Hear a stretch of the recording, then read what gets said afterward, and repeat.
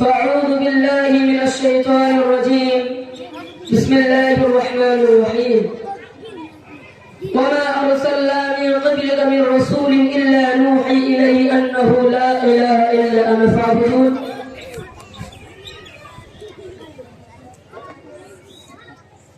رئيس الحفل الموقر، إخواني وأخواتي في الله، أريد أن ألقي أمامكم كلمات حول الموضوع أهمية التوحيد. أيها الناس، لقد خلق الله الإنس والجن لعبادته وأرسل رسلا ليدعو الناس إلى توحيد، وهذا القرآن الكريم يهتم بعقيدة التوحيد في أكثر صوره ويبين ضرر الشرك على الفرد والجماعة، وهو سبب الهلاك في الدنيا والخلود في نار الآخرة. يا عباد الله، إن الرسل الجميع قد بدأوا دعواتهم إلى التوحيد الذي أمرهم الله بتبليغه للناس. قال تعالى: وما أرسلنا من قبلك من رسول إلا نوحي إليه أنه لا إله إلا أنا فاعبدون. سورة الأنبياء رقم السورة 21 والآية 25. يا أيها المستمعون الكرام، ويربي الرسول صلى الله عليه وسلم أصحابه أن أبدأوا دعواتهم إلى التوحيد الذي أمرهم الله بتبليغه للناس. قال تعالى: وما أرسلنا من قبلك من رسول إلا نوحي إليه أنه لا إله إلا فاعبدون. يا أيها المستمعون الكرام، ويربي الرسول صلى الله عليه وسلم أتبعوا على التوحيد منذ الصغر، فأقول لابن عمه عبد الله بن عباس رضي الله عنهما، فعن ابن عباس رضي الله عنه قال: كنت خلف رسول الله صلى الله عليه وسلم يوما فقال: يا غلام إني أعلمك كلمات احفظ الله يحفظ الله تجده تجاهك.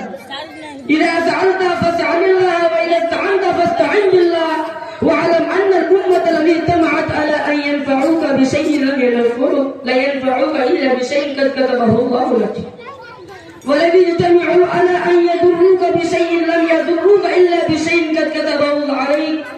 رفعت الأقلام وجفت الصحف. رواه الترمذي في سننه بسند صحيح إلى صفة القيامة. رقم الحديث 4316.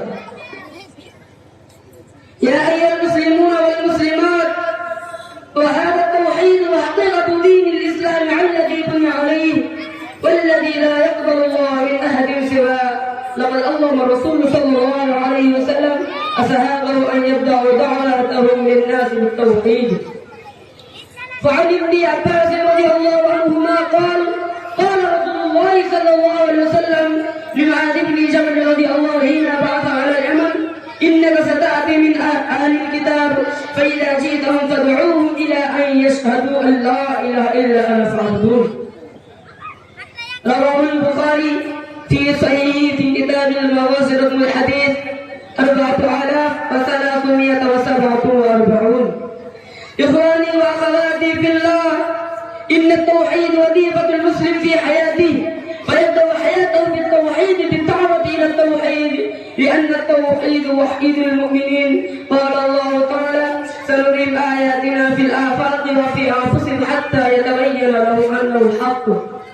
إن من آيات الله وحدانيته الخالدة الشمس والقمر والنجوم والكواكب والبحار والأنهار والأرض والسماوات والسحاب والينابع والبحيرات والغدر والبادر والطل والحدائق والمزارع والمرابد والأنعام والدواب والطيور وغيرها. فنسأل الله تعالى أن يجعل التوحيد آخر كلامنا وأفقنا لما فيه خيرنا في الدنيا والآخرة. وصلى الله على نبينا محمد وعلى آله وصحبه أجمعين، وآخر دعوانا أن الحمد لله رب العالمين. السلام عليكم ورحمة الله وبركاته.